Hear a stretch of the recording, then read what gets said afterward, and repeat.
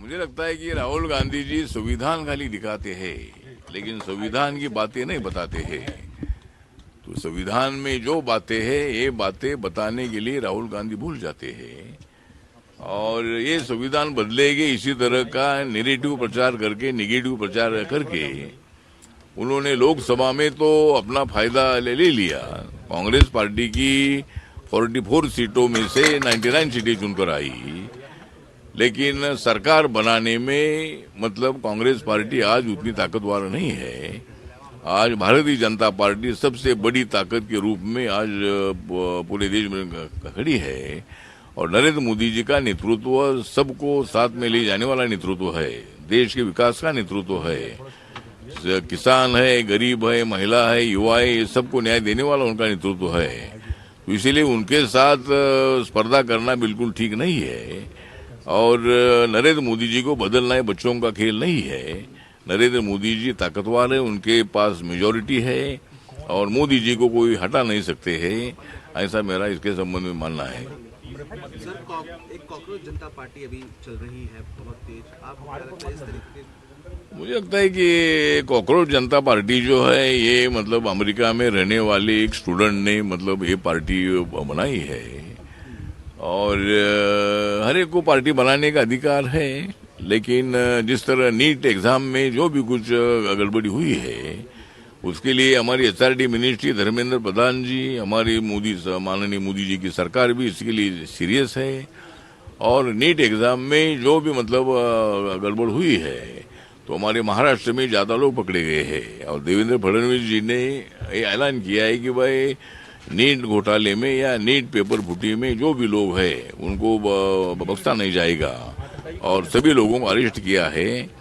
तो मुझे लगता है कि भाई नीट के बारे में जिस तरह धर्मेंद्र प्रधान जी का रिजाइन मांगने के लिए वो कुछ आंदोलन करने वाले हैं, ठीक है, उनको आंदोलन करने का अधिकार है, लेकिन रिजाइन ये कोई मतलब सोल्यूशन नहीं होता है। और इसमें धर्मेंद्र प्रधान जी ने पूरे स्ट्रिक्ट आदेश दे दिए हैं और दोबारा इसी तरह का ना हो इसके लिए हमारा प्रयत्न जारी है।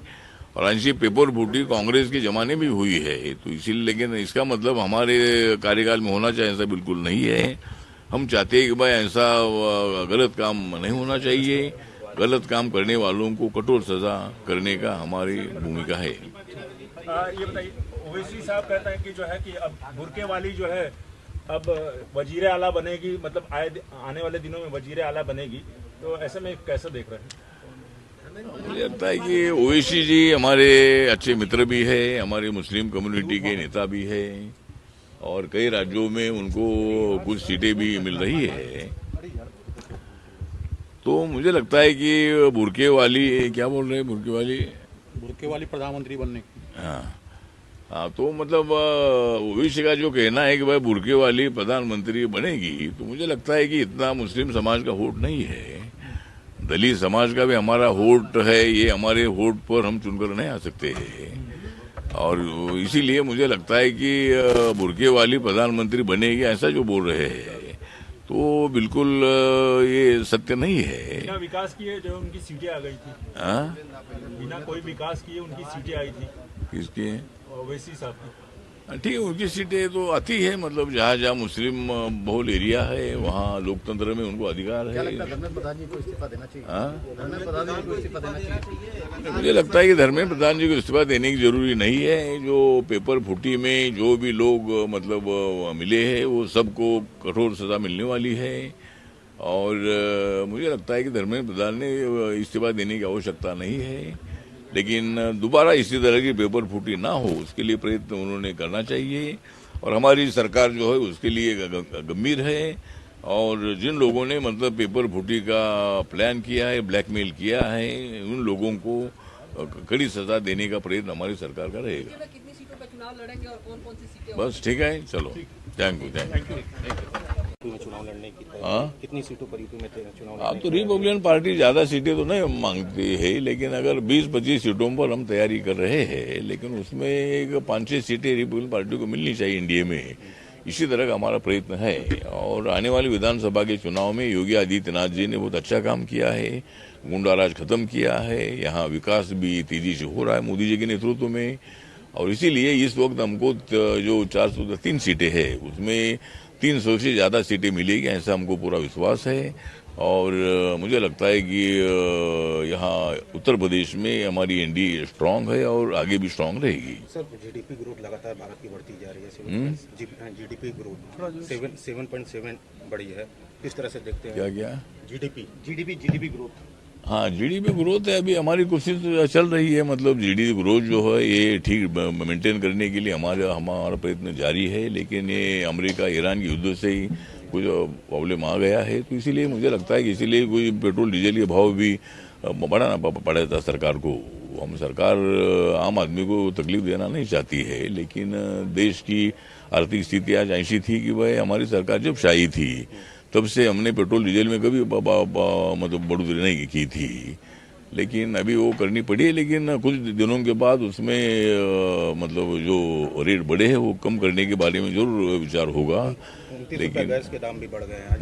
29 रुपए गैस के दाम, एलपीजी के दाम। हाँ, तो मतलब अभी जब पेट्रोल डीजल भाव बढ़ते हैं तो ट्रांसपोर्टेशन बढ़ता है, सभी के भाव बढ़ते हैं। लेकिन जरूर कुछ दिनों के बाद भाव कम करने के लिए सरकार प्रयत्न करेगी। सर काकरोच पार्टी का कल प्रदर्शन था, लेकिन प्रदर्शन बीजेपी, आरएसएस, ब्राह्मणवाद इस तरह के नारे वहाँ पर लगाए गए, उसके खिलाफ किया गया। मुझे लगता है कि ऐसे नारे अभी किसका मुंह बंद नहीं कर सकते हैं। जिनको नारे देना है वो नारे दे, लेकिन जितना देना है उतने दे दो नारे। लेकिन लोग है हमारे साथ सारे, मतलब लोग तो हमारे साथ है, जनता हमारे साथ है। हर एक पार्टी, कांग्रेस पार्टी के संस्थापक जो है ये मतलब अमेरिका में रहते हैं, वो तो इंडियन है, अपनी इंडिया के हमारे महाराष्ट्र के हैं। लेकिन अभी उन्होंने वो पार्टी स्थापित की है, तो एक जज ने जो कोई जजमेंट दिया था उसको, तो उसका संदर्भ पकड़ के उन्होंने कांग्रेस जनता पार्टी की स्थापना की है। और अभी उन्होंने कुछ प्रदर्शन भी किया था, तो नीट एग्जाम के बारे में उन्होंने प्रदर्शन किया था, तो उनको प्रदर्शन करने का अधिकार है, लोकतंत्र में मांग करने का अधिकार है। लेकिन ये कांग्रेस पार्टी कोई पार्टी नहीं है, ये तो मतलब थोड़ा सा क्या कुछ लोग ऐसा इकट्ठा आकर, जिस तरह हमारी आम आदमी पार्टी बनी थी, तो उसी तरह के ऐसे कुछ लोग इकट्ठा आ रहे हैं। लेकिन ठीक बात है, लोकतंत्र में किसको पार्टी बनाने का हर एक को अधिकार है, और लेकिन उसका हमें कोई नुकसान नहीं है। सर यूपी में चुनाव लड़ने की तैयारी कर रहे हैं, अखिलेश यादव पीडीएफ फार्मूले पर। मुझे लगता है कि अखिलेश यादव का जो पिछड़ा दलित और अल्पसंख्यक इसी तरह का उनका एक्सपेरिमेंट हमेशा रहा है। हमेशा उन्होंने उन लोगों को इकट्ठा करने का प्रयत्न किया है, लेकिन सभी लोग उनके साथ होते हैं ऐसा नहीं है। मतलब पिछड़ा वर्ग या पूरा उनके साथ ऐसा थोड़ा है, पिछड़ा वर्ग बीजेपी के साथ भी है, दलित बड़ी संख्या में मतलब बीजेपी के साथ है, अल्पसंख्यक थोड़े कम हमारे साथ है, लेकिन 15-20% अल्पसंख्यक हमारे साथ आते हैं, हमारे साथ रहते हैं। क्योंकि बीजेपी का जो विंग है माइनॉरिटी विंग, वो भी मतलब है, और इसलिए मुस्लिम समाज के लोग भी मोदी जी को पसंद करते हैं। जो युवा लोग हैं, महिलाएं हैं, 3 तलाक का जो निर्णय था वो निर्णय हमारी सरकार ने लिया है। 3 तलाक मतलब 3 बार बोलो तलाक तलाक तलाक, और फिर उनको तलाक देना ठीक नहीं, इसीलिए हमने कानून बनाया है।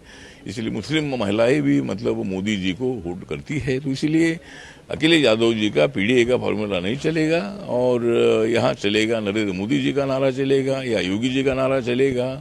और रिपब्लिकन पार्टी भी अभी बीएसपी की जगह लेने का प्रयत्न कर रही है, और जरूर हमें पूरा विश्वास है कि यहाँ की दलित जनता रिपब्लिकन पार्टी को मतलब मजबूत करेगी।